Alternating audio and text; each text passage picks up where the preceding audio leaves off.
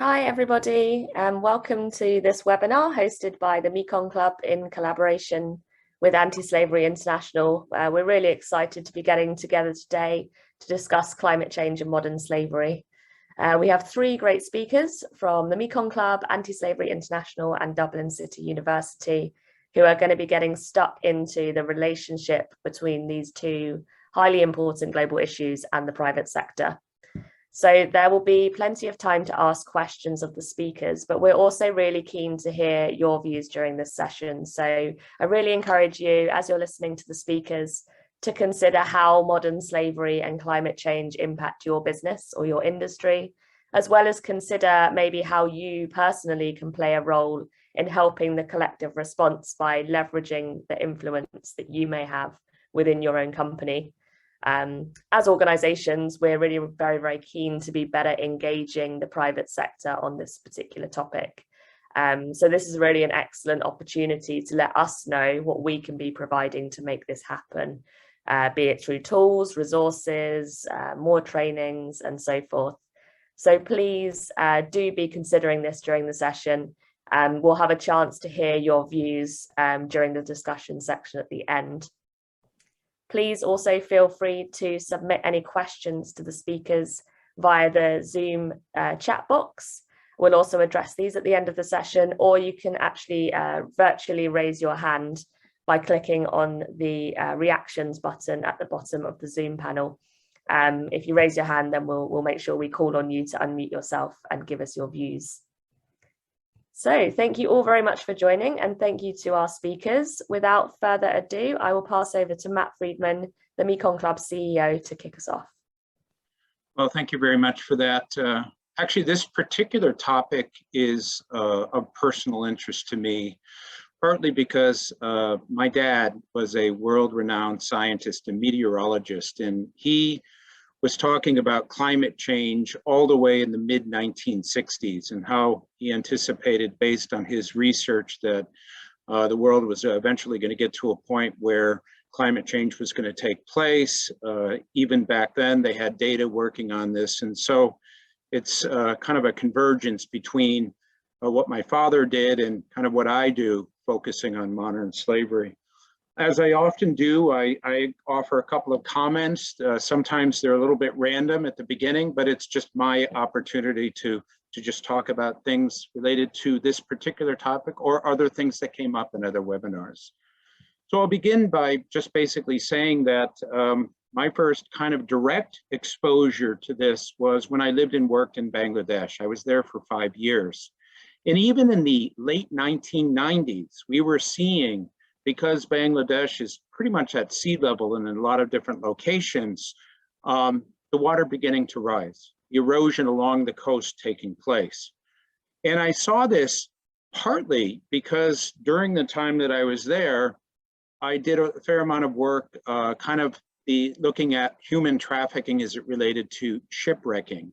And when we interviewed the men and the boys who were in the shipwrecking yards, many of them were either fishermen or farmers that, as a result of this degradation of the climate or weather changes or droughts or too much rain and so forth, were displaced. And as a result of that, they were ending up in a highly exploitative situation, shipwrecking. If you don't know anything about it, what they do is they take these big ships, they beach them, and then 25,000 people break them down into little pieces. And so that was my first direct exposure to this concept of these two things coming together. Back then, I didn't make the direct connection, but as you'll hear in this presentation, there are a lot of examples of how climate change, modern slavery are almost interchangeable. Climate change creates modern slavery. In some cases, modern slavery contributes to climate change. Now, when it comes to just some definitions, in the last webinar we did, a couple of people asked us to kind of redefine some of the terminology. You hear modern slavery being used, human trafficking being used, forced labor, and to a certain extent, a lot of people use them interchangeably. But for the most part, there are differences between them. Human trafficking and forced labor have been around for some time. Forced labor longer than human trafficking. Human trafficking terminology came about 35 years ago. And it came about as the phrase that was being used because when sex trafficking was being looked at initially, you had a situation where a person in one country going to another country forced into prostitution, and that movement from one place to another was perceived to be relevant and important. And as a result of that, like drug trafficking, where you take the drugs, move them and sell them, or arms trafficking, where you take the arms, move them and selling them, the trafficking rubric was put in there. Over time, people began to say, well, wait a minute. Sometimes we see people going from one place to another, or from one district within a country to another district, or from one side of the street to the other.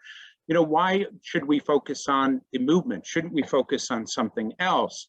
And so what we began to see was people saying, well, let's call it modern slavery. And the reason for that is because there are slavery-like conditions associated with this. The person can't leave, they don't get paid, they're forced to remain in a particular location.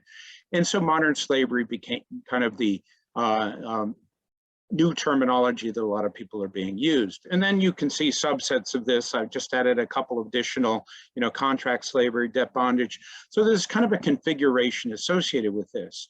One kind of interesting point related to this is that modern slavery as a definition is not really used in North America nearly as much as it is in other parts of the world. And that's partly because human trafficking and forced labor have very specific legal definitions, whereas modern slavery in many cases don't. So this was just to answer a question that came up in the last webinar. When it comes to the number of people, and I always talk about the 40 million and 25,200 entering per day and 9.2 million and so forth, but people wanted to basically see what's the breakdown of the 40 million. So I'm just going to add that in here as well. Out of the 40 million, and these statistics come from the Slavery Index. This particular data is around 2016, 2017. About 38% would be forced marriages, where a person is forced into a marriage, not to be a part of a kind of a traditional standard marriage where, you have love and affection and kids and everything, but the person is forced to work within the family, and it's kind of a forced labor type situation. The rest of the cases, 25 million, we hear this number quite often, would be forced labor cases. And then we see further breakdowns of this, where the state imposed would be, for example, North Korea, basically having workers that are sent to Africa, they work, but they don't get paid, the money gets sent back to North Korea. And there's other countries that fall into that category. Sex exploitation, sexual exploitation, about 4.8 million or 19%. But the number that is most relevant to the private sector, and this is where many of us are drawn into this particular topic, would be the 64% or 16 million related to the private sector. And then we see within the data set also breakdowns even below this, where we look at agriculture, we look at construction, we look at manufacturing and so forth. So I just wanted to reiterate this because this has come up a couple of times in some of our webinars, and I wanted to add this particular addition. As you've heard me say in other webinars, I'm going to reemphasize this over and over again. We anticipate the numbers will go up. There is significant desperation. There are a lot of people who aren't working. This results in a lot of indebtedness. And as a result of that, we're going to see people being able to take advantage of other people over time. Now, as I was thinking about what I wanted to say in these opening statements, I decided to do kind of an analysis of looking at presentations that both I had done and other people had done over the last 25 years. And generally what I found was always a slide like this that says, these are the causes of modern slavery. And for the most part, poverty and conflicts and political instability and forced displacement, migration and lack of education awareness and so forth were coming up on a regular basis. But the first time I was able to find a reference to climate change was about 6 years ago. And it was added to the list. And the interesting thing I'm seeing over time is that as you get further along, climate change is moving up. And so what this demonstrates is that a topic that in the past was really not unknown to people as being a contributing factor is becoming more and more prominent as people begin to make this connection between climate change and human trafficking. You will hear from Chloe and Chris, case examples and some really interesting kind of data and analysis that helps to identify why this change is taking place. And so I think you'll find that quite quite exciting as you get into it. And as we all know, the reason for all of this is in our own personal observations of this is just looking at the weather patterns. I mean, this winter, we had tornadoes during the winter. That never happened in North America. It was hard. It's just an anomaly that happened once every 25 years. You're seeing fires all over the world. You're seeing the ice caps that are melting, you know, drought in certain locations that had a lot of water and vice versa. All of this has disrupted patterns of living within these locations that have implications. Anytime a person is displaced or crops fail or the political disruption that happens as a result of this, you have the potential for forced labor, modern slavery, human trafficking, whatever you want to call it, basically taking place. And we'll hear about that in more detail. Another thing that we're seeing is a significant increase when it comes to kind of the coverage related to this. Once again, I went back to my notes and I saw the first kind of reference to this actually with Kevin Bale's book. And I'm sure Chloe will mention that, where he talked about this relationship. And we'll be seeing more and more articles on this. I did an internet search and the light is being shown on this, partly because with ESG, and I'll talk about that in a moment, as you begin to measure the interface between companies and what they're doing to the planet or with the planet or to communities or to workers, et cetera, you're not only looking at it linearly, you're looking at the cross section of these types of things. And I expect you're going to see more and more of this over time. With ESG, you know, prior to COVID, there was movement in the direction of there being more and more companies and investors and people putting emphasis on this. But post-COVID, ESG is on steroids. And as we all know, ESG is environmental, social, and governance.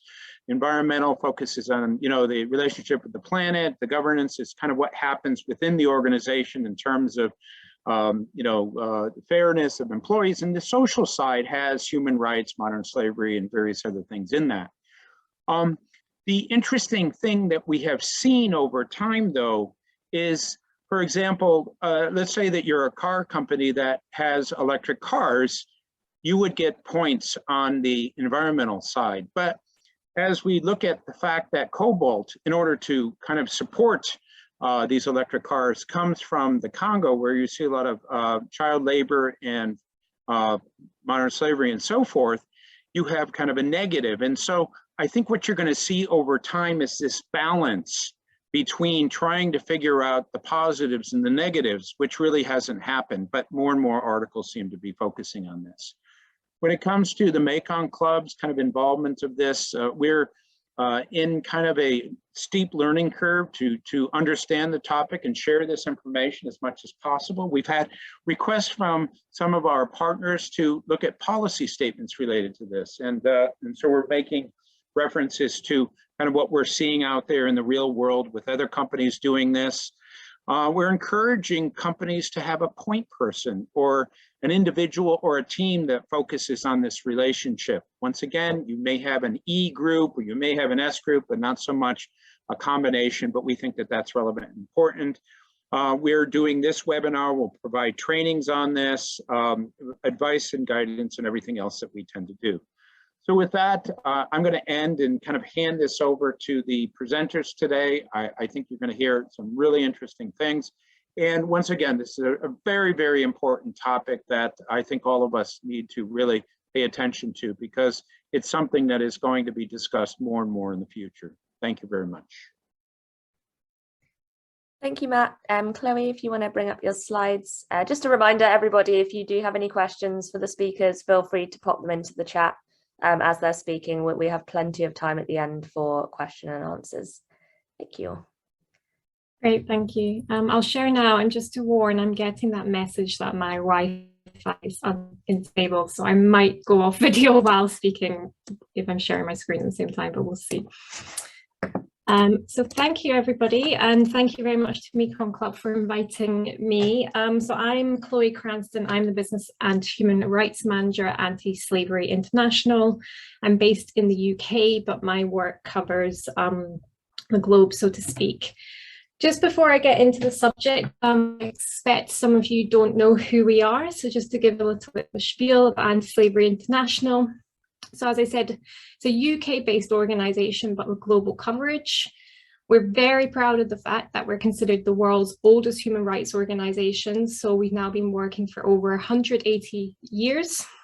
We're set up as part of the original anti-slavery movement of the 1800s.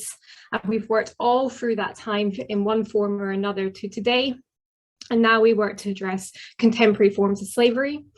In recent years, we've launched a new strategy that has 4 strategic themes. These include responsible business, climate change and modern slavery, migration and trafficking, and child slavery. Within our responsible business strategy, we engage and advise companies directly on how they address modern slavery in their business operations and supply chains. And if you would like to know more about that, including on this topic, I'll put my email in the chat afterwards, and you can feel free to contact me. I'm also joined here today by 2 colleagues, Eloise Saville, who's our private sector advisor, and Rocio Domingo Ramos, who's our business and human rights policy and research officer, and we're all very happy to be here today. So on this, oh, I'm getting the message about my Wi-Fi, so I'm going to turn off my video. So on the subject of today, so as I said, climate change, modern slavery and climate change is a new strategic priority for AntiSlavery International. So we all know, or I hope we all know, that climate breakdown is a global emergency. However, what was clear to AntiSlavery International is that little attention had been made to the links between climate breakdown and modern slavery. And as the climate change agenda was growing pace, rightly so, modern slavery was not part of that agenda, was not in the narrative. In April 2021, so last year, we published a landmark report which set out the fact that the world cannot properly tackle climate change without including efforts to end modern slavery. This report was written by Dr. Chris O'Connell, Caroline Research Fellow at Dublin University, who is the other speaker here today, who undertook this research and wrote the report while doing his research fellowship with AntiSlavery International. So what we saw from this report and from this research is that climate change and modern slavery form a vicious circle with many overlaps between the two. Chris will go into giving a very detailed case study showing this, so I'll just cover it a little more briefly. So what we can see and why we can see climate change as a clear root cause of modern slavery is that climate change and environmental destruction are driving vulnerability to modern slavery. In particular, they're forcing people to migrate, so climate-induced migration. Within this, we also have many industries which are exacerbating climate impacts through their climate change impact, through their environmental harm. And these impacts of climate change and environmental destruction are often felt by people who are already the most vulnerable, such as Indigenous peoples or poorly paid workers. And those people, through the climate change impacts and the impacts of industries, are pushed into even more precarious positions. And they may, for example, migrate into urban areas where they end up in modern slavery. And they often actually end up in modern slavery in an industry that itself is driving further environmental harm and climate change, thereby forming this vicious circle that you see in the graphic. As I said, Dr. Chris O'Connell will present a case study shortly on Bolivia on this. So at AntiSlavery International, our approach is always to address the root causes of modern slavery. And so when we consider this in terms of the effects of climate change being a root cause, this clearly, in our view, shows the need for concerted efforts by all, including business, to recognize and address the consequences of climate change and modern slavery. I'll now give a few short case studies of how we can see this interlinkage in this vicious circle. So the first one, as alluded to, is that the environmental harm of industries is exacerbating climate change impacts and contributing to people becoming vulnerable to modern slavery. So for example, in Chile, climate change driven drought is exacerbated by agricultural companies' misuse of water. This drought is then driving displacement and youth migration.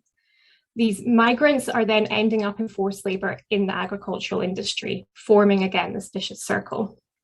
We actually see this also, quite perverse, where victims of modern slavery are being used in environmental harm. So for example, in Brazil, where victims of modern slavery are used to clear forests for cattle ranching. So you may or may not be aware, but cattle ranching in Brazil is an extremely high risk industry for modern slavery and is also a big cause of the deforestation.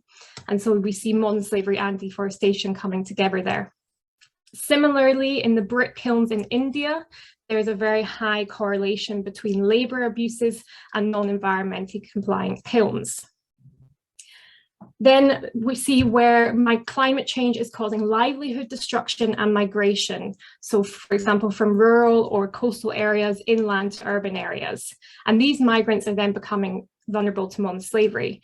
They may even be in your workforce, and this is something, you know, we'd be very interested to discuss with you today. It's a very clear emerging risk for families in agriculture. So for example, in Bangladesh has been discussed, where families have lost their agricultural livelihoods and have been driven to migrate to urban slums and are highly vulnerable to accepting exploitative work. Also in Ghana, where fishing families have been forced to migrate from coastal Ghana to Lake Volta, which you may or may not know is a hotspot for trafficking risks. These case studies often are referring to agriculture, but I would just say I've also spoken to a fashion company recently that is also concerned about their suppliers' facilities in coastal Bangladesh, and the fact that these facilities may not be able to be there in say 10, 15 years, who knows, even maybe less, and that's going to force this urban migration again. So it's really across all industries, and this is something we're hoping to discuss with you today to hear your thoughts of where you might be seeing similar case studies in your own industry. And then the final one I've got is one that I expect maybe some of you had been more aware of or more thinking about, is the use of modern slavery in the transition to clean energy, which Matt mentioned in reference to cobalt. It's not only cobalt, we see it in lithium, we see it in solar panels, it's also relating to the wind farm industry, and then at the other end at battery disposal.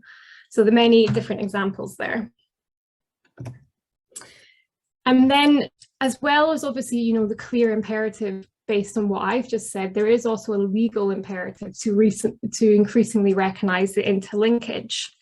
At least in Europe, there are legal trends towards this, and this means it has to become even more on the agenda of business. So Matt already mentioned ESG, and in Europe, we see a strengthening of the S in ESG. So the EU is currently debating a proposal for a new corporate sustainability reporting directive. You may have known this being called the non-financial reporting directive, and it's now being renamed. And this is within the European Green Deal. What this will do will strengthen the reporting requirements on sustainability. And within this, it's expected to increase the reporting requirements on the S. There are proposals already out there on what this might look like, and if you're interested in finding out more, please feel free to email me. We also see the emergence or the trend towards mandatory human rights and environmental due diligence laws. So the EU and EU member states have either proposed or already introduced laws on due diligence that are incorporating both human rights and environmental harms. So we see this in the French and the German due diligence laws. And the EU proposal for a due diligence law is not yet out. We expect it to be out earliest on the 15th of February, so in a few weeks, but we're absolutely sure that human rights and environment are both going to be in it.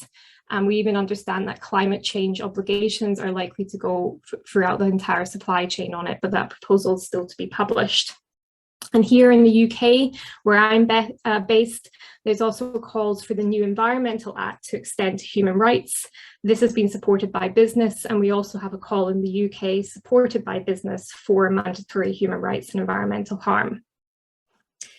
So I'm going to leave it there and hand over to Chris, but I'm very much looking forward to the discussion where we'll be able to think about the implications of some of what I've said. I'm very interested to hear if you can think of other examples from your industry, to what extent this has been on your agenda, and what the implications of the legal developments might be for your company. Thank you. I'll make myself visible again. Thanks so much, Chloe. Your internet just about held out, so that's great. Okay, sorry about that. Oh, no worries. I will now pass over to Dr. Chris O'Connell to share a case study with us. Okay, so good morning from Ireland, and I suppose good evening where you are. Hopefully everyone can see my screen. And just like to start by thanking you for attending. I know it's a Friday evening, and this isn't necessarily the most uplifting subject matter, so I appreciate your taking the time to be here.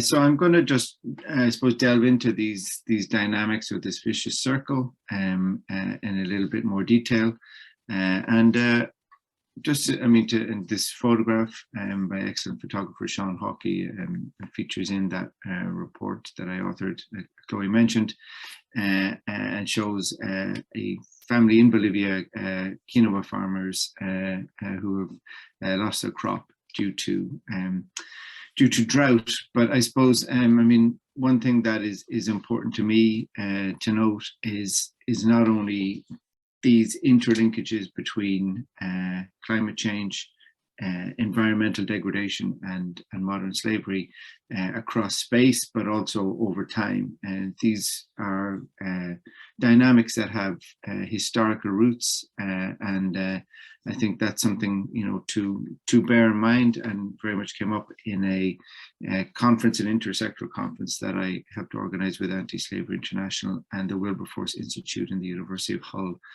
late last year. You know, I mean, this concept of drought, I think, in climate change is one that I think needs to be interrogated, because what is happening when we talk about drought is that there is less water, but there is still water, and then the decisions about who gets that water or where that water goes are very relevant, I think, to these conversations, and will become more so in parts of the world as time goes on. These are decisions that are being made at political levels. So just very briefly on the sort of what the academic literature, which is also turning and paying more attention to this issue in recent years, much as Matt mentioned, is happening in other sectors, in terms of the relationship, I suppose, broadly speaking, between climate change and vulnerability to contemporary slavery. Increasingly, there's a recognition that vulnerability is a relational issue, and so more about inequality and essentially winners and losers than absolute poverty. And another important factor to note, and this is well established, is that it occurs along a spectrum of exploitation. So that while we can talk legally speaking perhaps about passing some sort of test, in point of fact, you know, lower levels of exploitation are linked causally to more extreme levels of exploitation that could be considered modern slavery. So the idea that these are, you know, rogue actors, individual relationships disconnected from these more systemic issues has been largely debunked by a lot of academic research over the last few years that show that these practices are not individualized but systemic, as Professor Andrew Crane has called it, modern slavery, a regularized management practice. So this is a relevant concept, I think, to consider today. And similarly, there's research that shows that the roots of vulnerability to climate change and contemporary slavery are very similar, in what the report, another famous report on this issue from Cambodia, calls converging traumas. And so there's a need, then increasing recognition of the need to engage more with the root drivers, which some scholars, you know, focused on these extractivist approaches to nature. And that's something that came across strongly in my report, this important aspect of the environmental destruction. While climate change is obviously man-made, it's happening over a long period of time, and the ability to intervene is perhaps more limited, but there are also direct environmental drivers playing into this relationship that are happening right now, and therefore opening up the possibility of tackling these in a much shorter time frame. My case is looking at Bolivia, a country that I've spent quite a bit of time in, and Bolivia is extremely vulnerable to the impacts of climate change. We can see here in this photograph that I took showing snow-capped glaciers, but these glaciers are melting at an extremely rapid rate. Some have already disappeared, others are forecast to disappear within the next 10 or 15 years due to warming temperatures linked to climate change. And this is extremely concerning. The melt from the glaciers is an extremely important source of water, and what we can see is a very arid region. Again, then the question will be, I suppose, for me as a political scientist, is where will that water be directed? Who will get access to that water that right now and for centuries has provided water for human consumption, for animal consumption, for small scale agriculture, but also for extractive sectors, including mining, including export oriented large scale agriculture.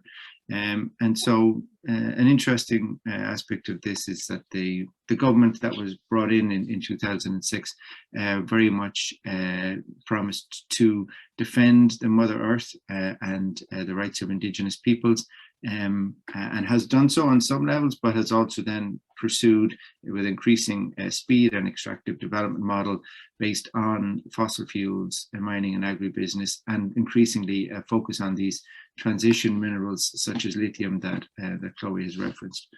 In order to speed that up and to facilitate it, for the past 10 years, it is pacted with the private sector and transnational corporations, taking the excess from this to what Eduardo Godinez calls be a compensatory state, to redistribute to some extent some of this excess rents to the most vulnerable populations.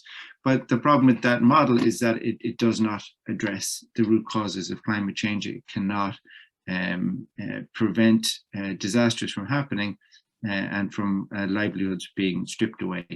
So these photographs show the case that I'm looking at of what was Bolivia's second largest lake, Lake Poopó, which was at 3,600 meters of altitude, and this area, I suppose, in the highlands of Bolivia has undoubtedly been impacted by climate change. So, between 1995 and 2005, the average temperature rose nearly 1 degree Celsius, and over 2 degrees over the past 60 years.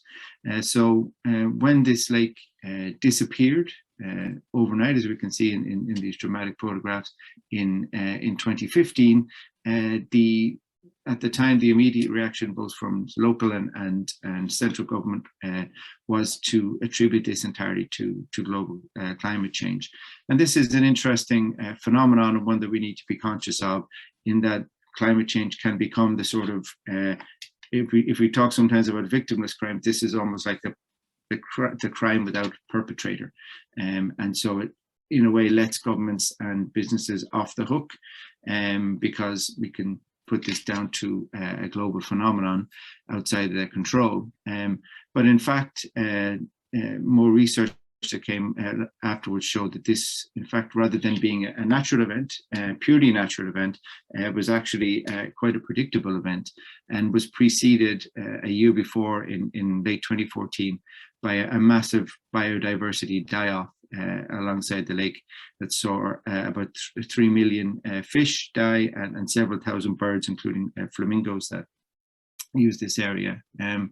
And so climate change absolutely was part of the picture here. As we mentioned, the increasing temperatures and also increasing winds that contributed to this, and this lake, while big, was extremely shallow, and so it was more prone to evaporate than other deeper lakes.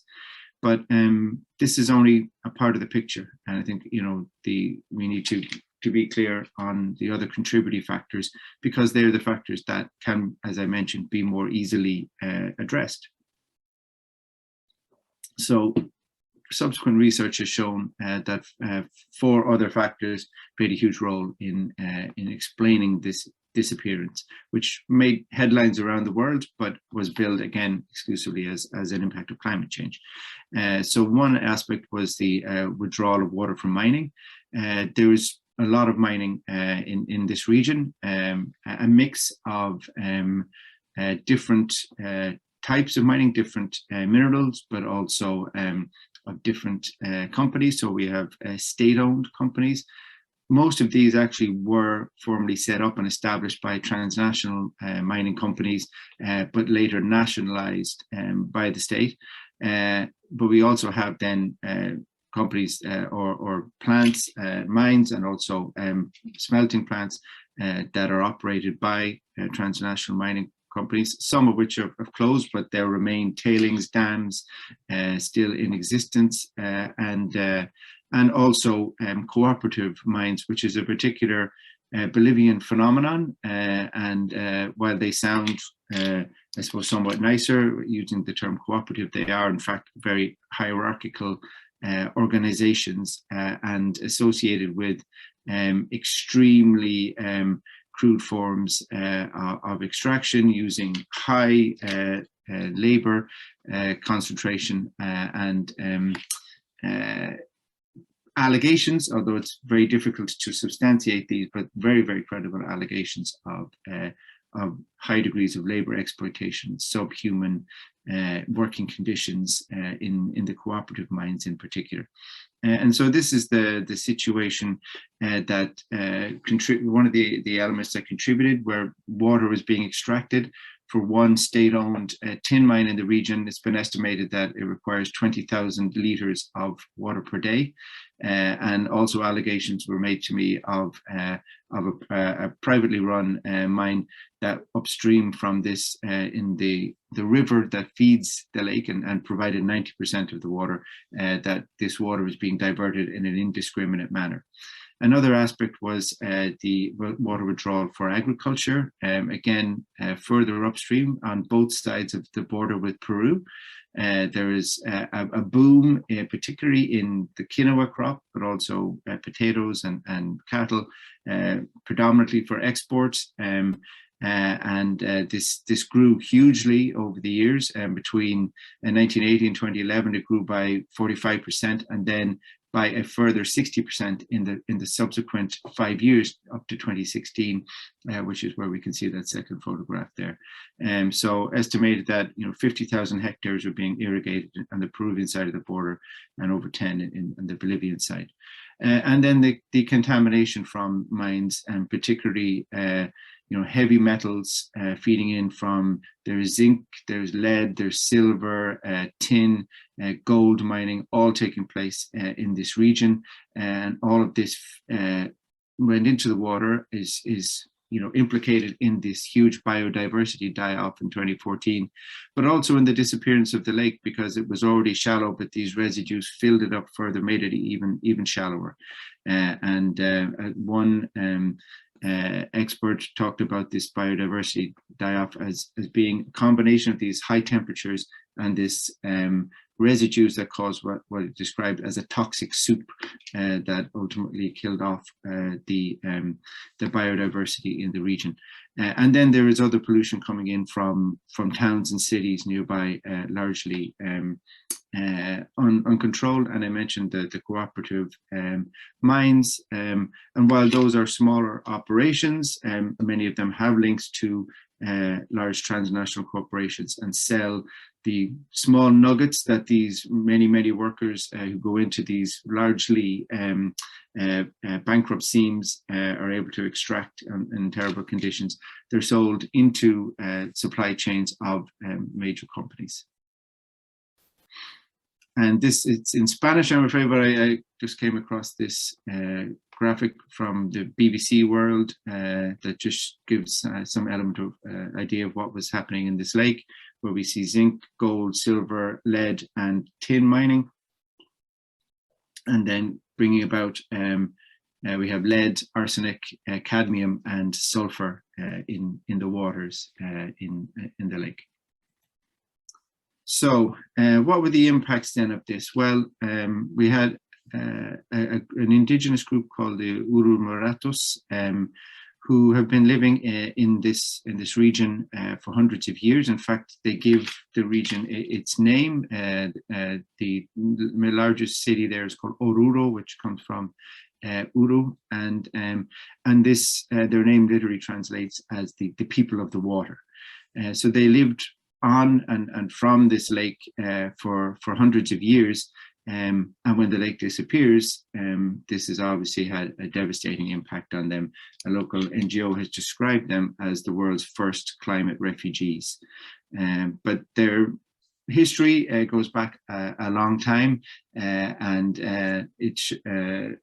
we can see that these groups have been vulnerabilized in many ways, from the Spaniards on down to many Bolivian governments.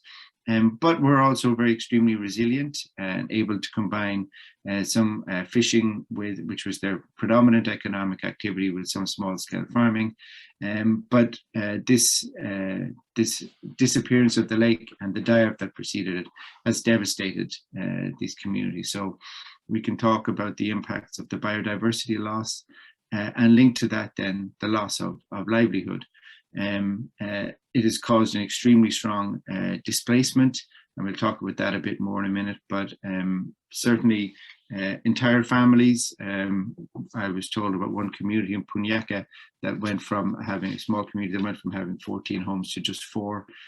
But even within families that stayed, some members of those families have been displaced, usually the men, or either the fathers of the family or sons, and many times this is permanent. They've lost cultural destruction has taken place. One of their languages has died out, called Pukina. Loss of food security. Obviously, they lived largely from fishing, from selling the fish, but also consuming the fish. Water scarcity, as we can see, and huge health impacts as well from eating the fish that were coming from such poisoned waters.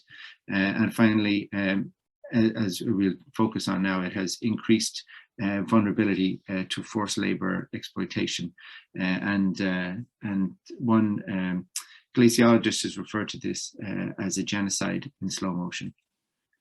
So these are some of the quotations from my interviews that I conducted in 2018 and 2019.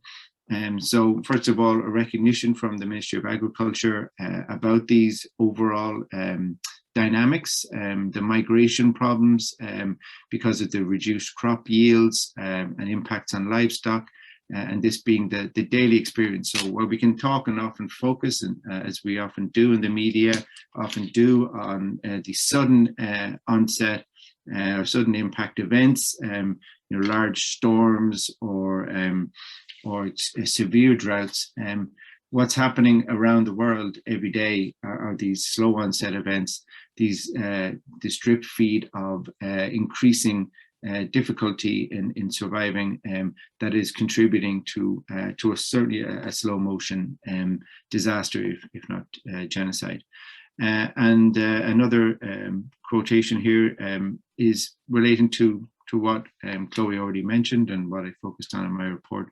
This vicious circle where many of the displaced people are working in the same industries that have contributed to the disappearance of the lake, to the destruction of their livelihood. So this is the vicious circle then. So as one local NGO mentioned, they know that there are a lot of problems from mining, especially for the lake water, but they cannot say it openly. They cannot make a complaint because they say we are working there too. So what has happened to the Uru Moratos since the disappearance of the lake? It has returned, refilled to some extent, and there were some efforts to dig a channel to another lake, but it disappeared again in late 2021, and scientists believe that it will not return in any permanent fashion. So some have gone into construction sector, mainly the men. There's evidence that they're paid day rates that are exploitative. Others, both men and women, are working as agricultural laborers, often doing piecework or being employed by other pastoralists in the region in such exploitative conditions that was described as to me as modern slavery. Some working in the salt flats, again that links into the lithium and the transition minerals, and many are working in lead and zinc mines, including for the cooperative miners in the sort of highly exploitative and highly dangerous conditions that I've already mentioned.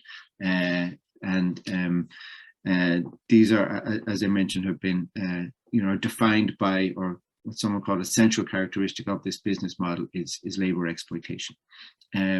Others have emigrated, so that this is mentioned here in the fourth quote. Sorry, what the drought has done is expel them more permanently to work for their neighbours, and sometimes in extremely exploitative conditions, or to emigrate either internally to cities or cross borders into the textile factories, such as in Argentina or Brazil, that again are associated with labor exploitation. Others have gone to cities, particularly young girls, into domestic service, and adolescents in particular being subjected to contract slavery.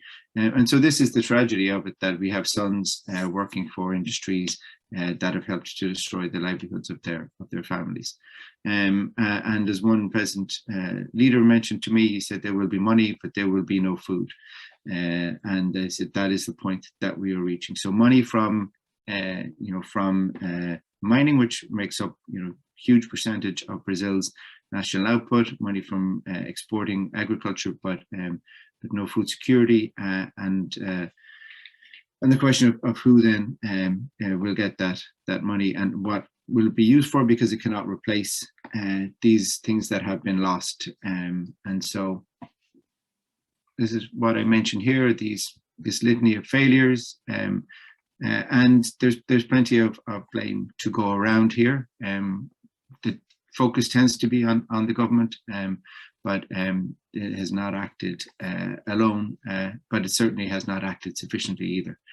So we can talk about environmental failures, the fundamental incompatibility of these extractivisms with systemic climate action or reducing vulnerability to exploitation, and economic failures too. This development model that produces growth and produces income, but again produces winners and losers. And there's increasing talk across Latin America in particular of what are being talked about as sacrifice zones, areas of the country that are just to be destroyed in order to produce some income, destroyed in terms of pollution, in terms of destruction, in order to produce 1 ton of silver requires the production of 7,500 tons of rock, of waste rock, and that's just one example.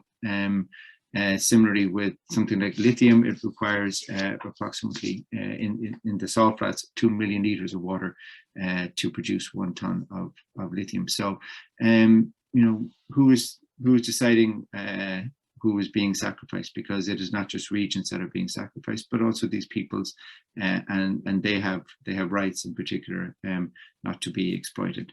And so the private sector is certainly implicated here in Bolivia, with using its influence to essentially promote a business as usual approach to the use of water, to labor, and to pollution. And so I suppose just to finish up then, there's we can see for me certainly a couple of clear trends, and the issue with them is that they are not compatible. They are on a collision course, if anything. One trend is toward political, legislative, and judicial change that has undoubtedly accelerated in recent times. So we can look, for all its relative failures, the leaders' declaration at COP26 on deforestation, for some, is a game-changing moment. Chloe's already talked about legislation and directives. We can see the creation of new human rights in the international scene with the recognition by the United Nations last year of the right to a clean and healthy environment. We're also seeing potentially the creation of new international crimes with the campaign to create a crime of ecocide that would hold individuals, including CEOs, criminally liable. And we've seen increasing action by the courts as well. With climate litigation, I'm sure you're aware of a number of cases involving fossil fuel companies in particular.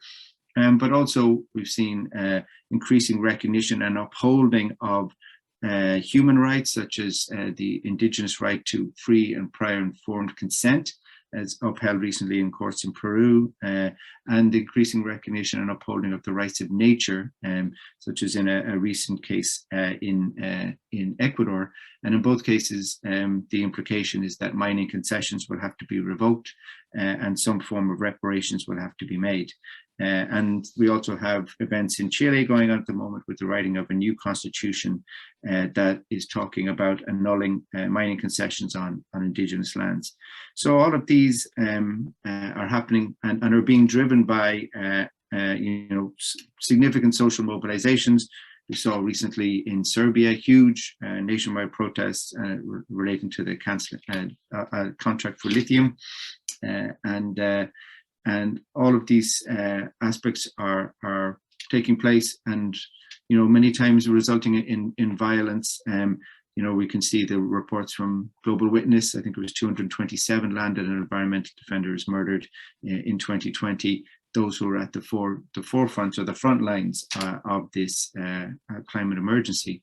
But we can also see then this acceleration of two trends. One is toward these green minerals or transition minerals that we've mentioned already, cobalt, lithium, and others, and the modern slavery and environmental implications of those, at the same time as a rush to sort of get the last hurrah with fossil fuels. We've seen oil drilling hitting peak records. We've seen coal mining reaching record levels, and other associated fossil fuels. So in a way, are we seeing the worst of both worlds here, where we're getting relatively unregulated, unmitigated extraction of both transition minerals and fossil fuels, and those who are in the way are suffering the consequences. But of course, we all stand to suffer,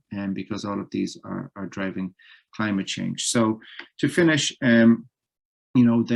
there's a clear historic responsibility of the private sector in all of this. But some sectors more than others, but I would call upon you to look at your own sector and question whether it has clean hands, but also a sector with huge power and influence, and that's the hopeful side of things. When I mentioned the different causes of the disappearance of Lake Po, climate change is one, but and of course is man-made, but the others, like I mentioned already, are man-made and can be dealt with in much shorter time spans. And that for me is the hopeful side. It's also the challenging side, but it's the hopeful side, that there are possibilities to reverse some of those trends much more quickly, and to instead move toward a just transition that is, provides justice along the four recognized lines: intergenerational, recognitional, procedural, and distributive. So I'll stop there and we can open up to questions. Thank you. Thanks so much, Chris.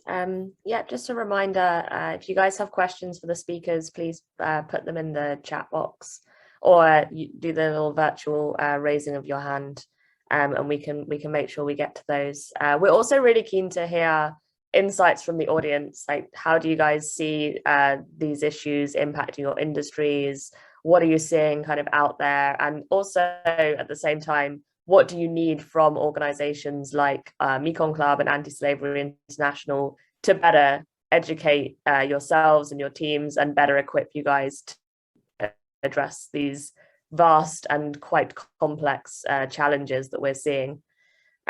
So to start with, thank you, Stuart. Excellent question.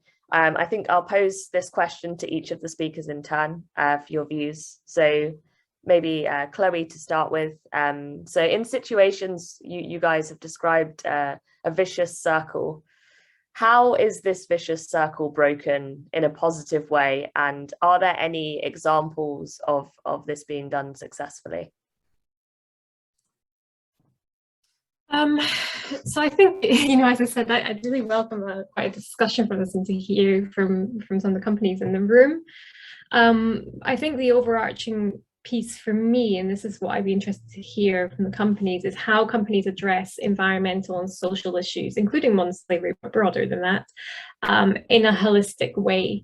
So, as Chris has said, for example, when we're considering the environmental harm of the industries which are exacerbating climate change, there's obviously potential there for the companies to be, really properly addressing and mitigating the environmental harm of these industries, and thereby not exacerbating the further vulnerability of people.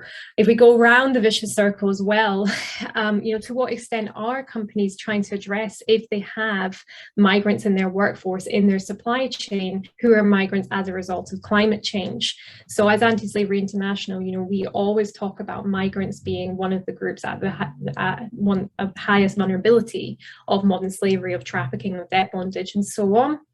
And so many companies are often looking for migrants in their supply chain, trying to understand whether they're mitigating the risks. But a question I would pose back, have any companies actually assessed why these migrants, what was the driver for these migrants to become migrants, were climate refugees?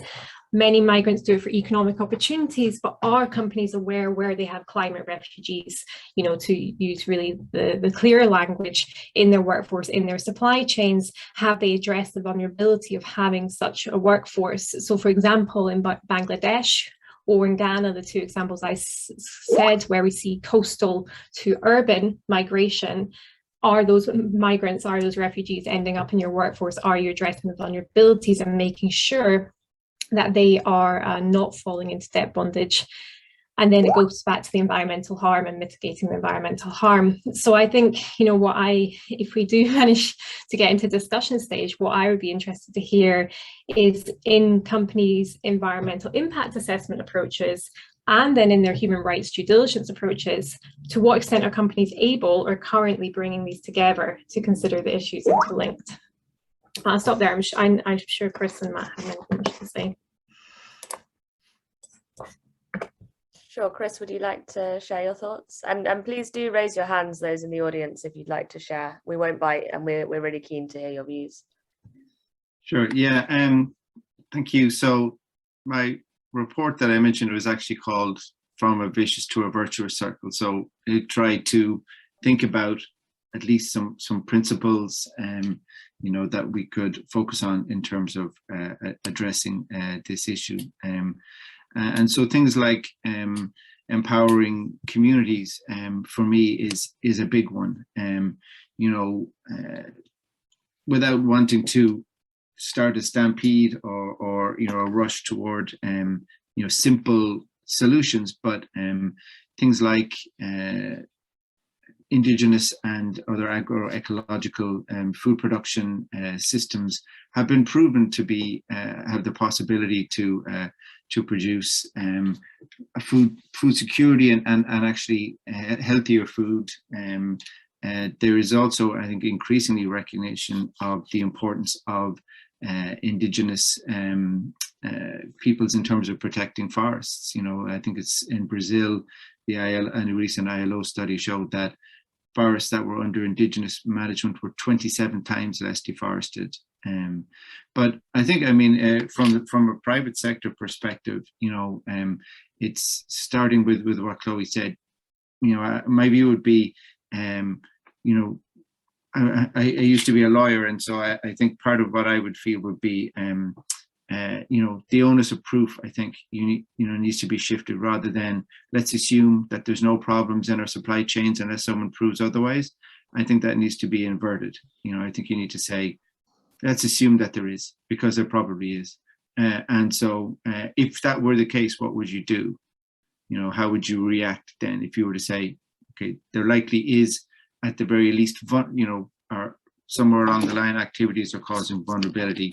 And then the other thing in terms of response to that, my view would be that, those processes need to be democratized, they need to be made transparent, they need to be made inclusive, and power needs to be handed over. This is a historic moment. It is unlike anything humanity has dealt with before, using the old tools that we're so familiar with, being conflictive, winner takes all, does nothing but produce losers in the long run. So if we're serious, power needs to be shared, discussions need to be had, things like free and prior informed consent. That principle exists specifically for Indigenous communities, but it's not something that needs to be confined to those. What is the impact of your supply chains, and how can you work with those communities to improve those? These things can be improved, as I mentioned, in a much shorter term than dealing with temperature rises, but all of it is part of the same picture. Thanks, Chris. Matt, I was going to say, was there anything you'd like to add, and maybe share a little bit around kind of successful ways that we've seen businesses can have impact, particularly related to the modern slavery side of things?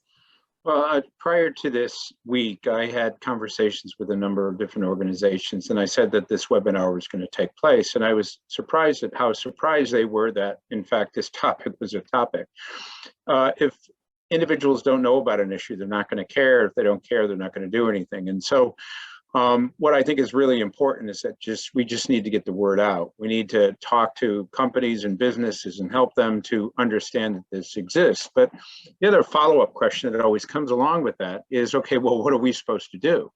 There's a couple of things. One is learn about the issue, read about the issue, get training offered to you related to the issue, begin to look at policies related to how those people who look at the environment and perhaps those people who look at kind of the S or the social side can come together and have discussions so that they can even perhaps come up with some type of a policy or a statement within existing policies that talk about the nexus between these various things taking place. I think that for companies to be able to rally behind a particular topic, generalized training is needed. And so as part of regular modules and regular approaches, there should be a component that kind of addresses and begins to inform people about this various situation. And lastly, I would say risk assessment. There's enough information that is out there now to allow for people to begin to think about, what risk assessment they should be looking at in terms of their own water consumption, their own use of community labor, their own kind of degradation potential within environmental circumstances that would allow them to begin thinking in that direction. Thanks. Chloe, you raised your hand. Was there something that you would like to add? Yeah, you did say something about positive examples of addressing modern slavery. I think just to be, clear from AntiSlavery's perspective, we have many positive examples of companies addressing modern slavery. That goes without question. And we also have many positive examples of companies addressing climate change. That goes without question. What we have very little, at least, clear case studies, public case studies, are where companies are really, really considering them in tandem. I think where we have some of the most positive trend in terms of real work being done is more on the clean energy transition side and the just transition side. So companies, many companies really looking, for example, at those risks in cobalt. There's the example of Fairphone, which you may know is European conflict-free mobile phone, and you see it, I think, in that clean energy transition piece, and also companies considering what will be the impact of the fossil fuel transition on all the workers in the oil and gas industry. So on that side of climate change and modern slavery, I think we do see a lot of work. And Ethical Trading Initiative is a multi-stakeholder initiative we are part of, and they have a new strategic priority on that, where they're doing a lot of work. I think on the other side, more ignoring the vicious circle, which Chris has outlined, where we see about the environmental harm, creating climate-induced migration and going around this circle. I think that's where we need to see a lot more kind of clear getting into the depths of it. What does this look like in terms of human rights and environmental due diligence?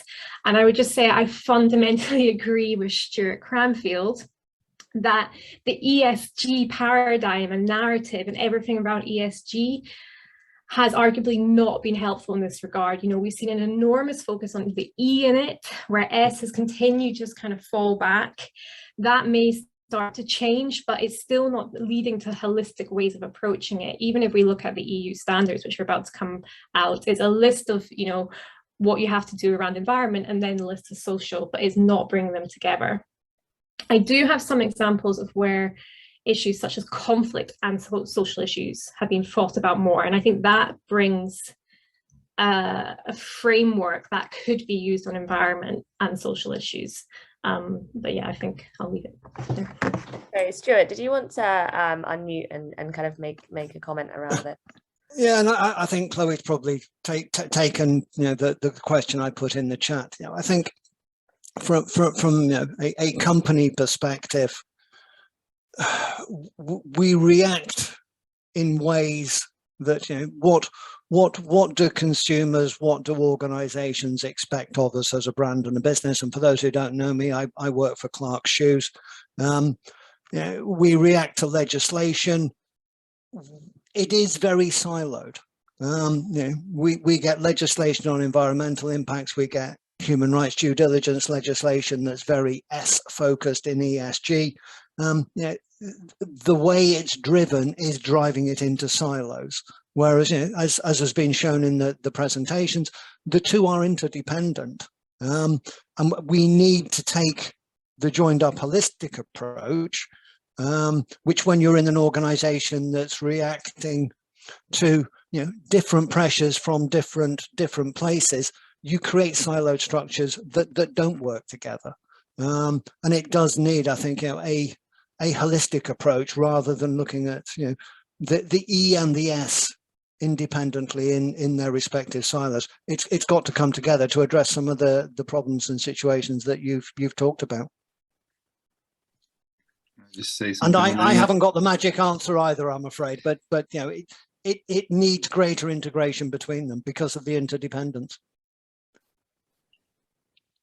I think that's a great comment. You know, I think like my focus in the report is often on states, but you can see that the siloing, you know, reproduced at state level, you know, sometimes almost to a ridiculous degree, where you have, you know, a Ministry of the Environment doing something completely opposite to Minister for Mining and Energy, for example. You know, that siloing, I think, is hard to avoid, but I think it's really important, and that ESG, I mean, I guess at least they're together in the same acronym, right? You know, whereas for a long time we've had the idea of, you know, humans and environment as completely, you know, Cartesian dualities and completely different things that don't interlink somehow. And I think we can all probably see if we thought about that isn't the case, but you know, it's been the way that we run all sorts of things around the world, and that's what I'm saying, that this is, you know, a distinct challenge and requires creative thinking, and so you know, of course states need to drive a lot of this, but again, they're responding to their own incentives, you know, and so, you know, I think part of that and voices that they listen to are business voices, but also businesses can be taking a lead in taking this more holistic perspective. So it's welcome. Those comments are very welcome, I would say. You know, my take on ESG is that knowing what we know now, in terms of the fact that in the past, maybe environmental and social and governance made sense, but we're seeing this transition. If we were to start from scratch, would it have been the same combination? Would it have been something different? Would it have focused on the solutions or the problems? I mean, once something like this is in place and we have a certain amount of momentum, I don't anticipate that it's going to change for some time. But I do sometimes wonder if we, from this particular point, knowing what we know and knowing about all these cross sections, were to really start from the beginning, what would we call it? And I don't know, maybe someday somebody will do that exercise and will come up with something that is less siloed. It remains to be seen over time. Thanks, Stuart. Chloe, a question for you, I think. So a major group of stakeholder group, I guess, within these topics is consumers, right? Just wondering, what kind of role do you see consumers playing in pushing forward this conversation around climate change and ESG and modern slavery? And what are some kind of recommendations that you can make from a consumer perspective?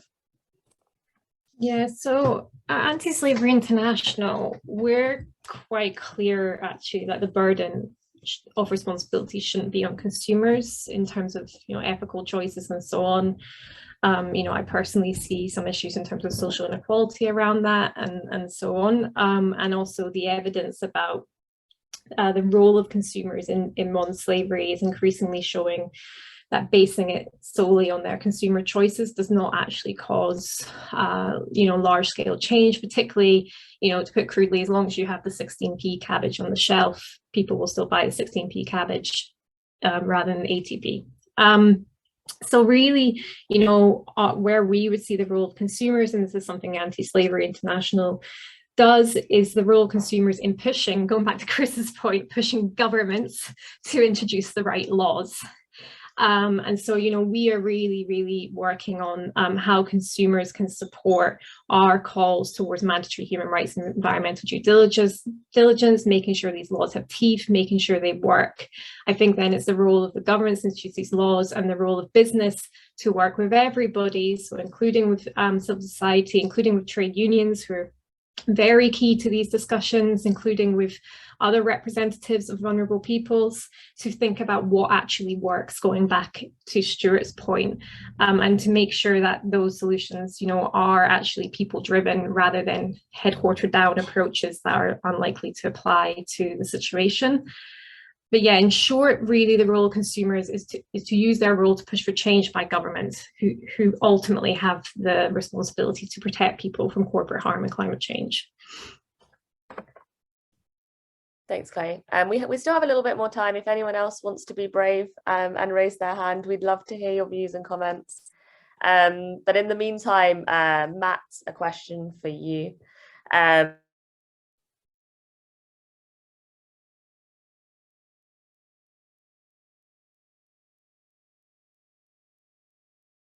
Okay. You may have asked the question, but you jumped off for a moment, so I didn't get it. I got eliminated from the meeting. I don't know why. I was going to ask, what kind of advice and guidance would you give today? So people on the line who are saying, yeah, this is super important. I want to be driving this conversation forward in my company, but I don't know where to begin. How do I put this on the table and make sure it's prioritized amongst the million other environmental, social, and everything else issues that we're having to deal with these days, the COVID-19 pandemic, everything else? What are your recommendations for these people? At the expense of perhaps being very repetitive, awareness. I think that it's really important to have people kind of even go online and do a search that says climate change and modern slavery, and you'll see lots of really excellent articles within our Knowledge Hub, which is something that we offer on our website that's available to anyone and everyone. We have lots and lots of articles related to this.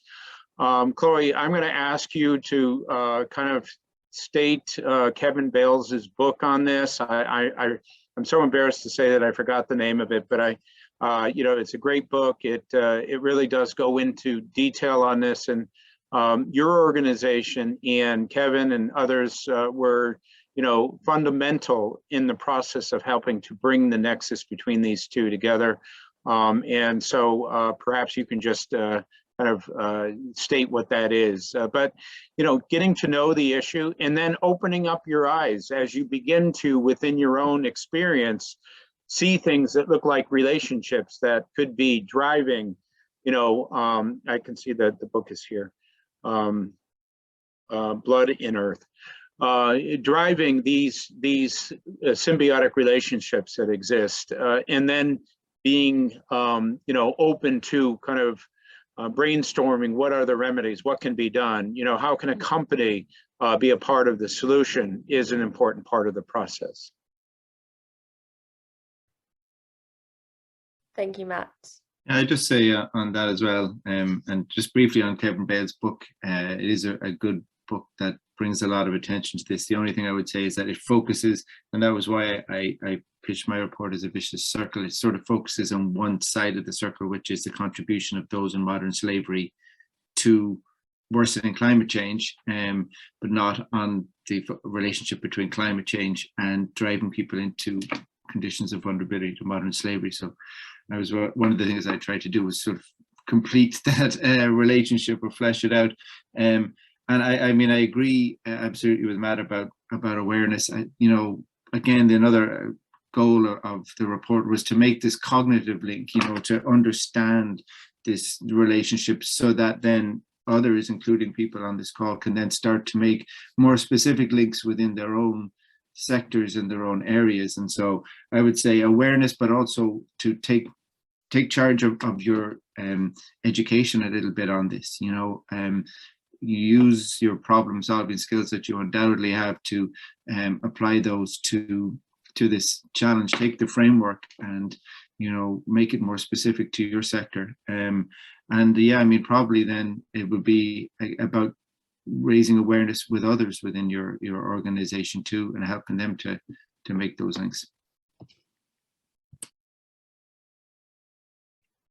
Great, thanks all. I think with that and seeing there are no other questions coming in, we can wrap up. Maybe I'll quickly just pass to each speaker for a closing statement, and you can direct us to any websites, resources, or anything else that may be useful for the audience. So maybe Chloe to start.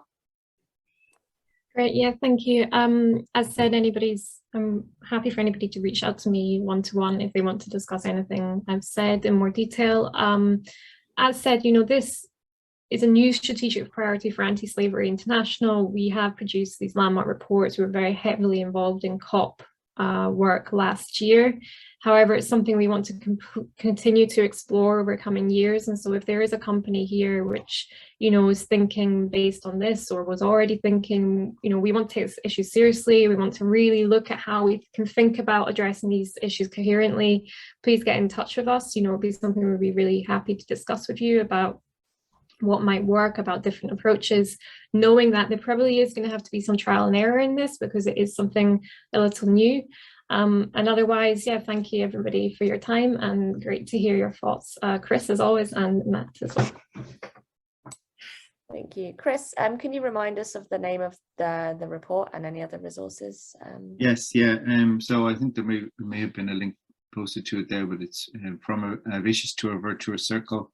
And more recently, there's a report and also videos on the Anti-Slavery International YouTube channel of that conference that I mentioned that we organized with the Wilberforce Institute for Slavery and Emancipation Studies back in October, and we had a pretty wide range of participants. So I think that could be of interest. Yeah, I mean, I think, you know, I'm struck by one thing I found from a sort of a mining sector insider on ESG that mentioned saying it gets column inches, it generates social media traffic, it gives politicians easy talking points that can be vague enough not to be taken too seriously, and it makes people feel good. You know, that's not the approach clearly, but you know, we can see how these things can become just another sort of fig leaf. You know, but on the other side, then we've seen from COVID-19 how fast and how radically governments, businesses, individuals can change things. You know, and we need to draw some hope from that. So, you know, I would say, you know, focus on the element of inclusion, transparency, you know, if you've nothing to hide, then make that clear. Open yourself up to states or civil society or others looking at your supply chains. And again, that idea of the sort of burden of proof, you know, if you were to say, assuming that there is a problem, how, you know, what would we do next? Like, you know, we can't say for every sector or every business what they should do, but those are some of the principles that I think. And also I would recommend the Anti-Slavery and Chloe's team, the report that they produce. I'm not sure if there's a link to that, Chloe, but the What If report there that I think would be very relevant for our people on this call. Thank you. Well, you know, I sometimes look at the future and say, if we were to do another presentation 5 years from now, I hope that particular presentation will reference the fact that 5 years earlier, this discussion was coming up and there was a lot of debate and discussion about ESG, and all of a sudden people realized the relevance of the cross-section, and that resulted in these two very important sectors coming together, and more research and more data and more awareness and more action. As a result of all of this, significant changes occurred and we were able to break the cycles, and we're talking about success stories that are taking place, et cetera, et cetera, et cetera. It remains to be seen whether that will be the outcome, but it's certainly within the realm of possibility. So this world can be fixed, it can be healed, it can be kind of addressed in a way that we look at these problems, collectively accept some responsibility for them, and then just do it. You know, I love Nike's "just do it" comment, because it's such a call to action for all of us, and there are things that all of us can do. So with that, I'd like to thank Chloe and Chris for their amazing contributions, really informative. I'd like to thank my staff, Kat, Phoebe, and Nolan, for all of the work that's been done to set this up. And I'd just like to thank all of you who are on this call for, you know, for participating. And I just hope that this becomes a call to action, so 5 years from now we can have that follow-up conference. Thank you very much.